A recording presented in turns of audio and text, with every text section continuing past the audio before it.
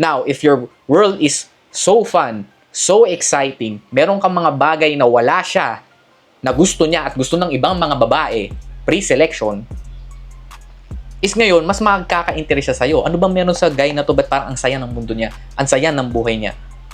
Because girls just wanna have fun. So if you have this fun world na self-sufficient, na hindi mo siya kailangan, that you're just trying to invite her into your world and check if qualified ba siya maging queen mo,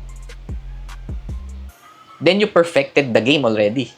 Kapag nanligaw ka, kapag umamin ka na gusto mo siya and pinipilit mo siyang maging kayo, you're trying to make her commit to you as soon as possible, na hindi ka makapag-antay na maging kayo, it will signal weakness. It will signal weakness. Because subconsciously, ang sinasabi mo sa kanya is you need her to feel worthy.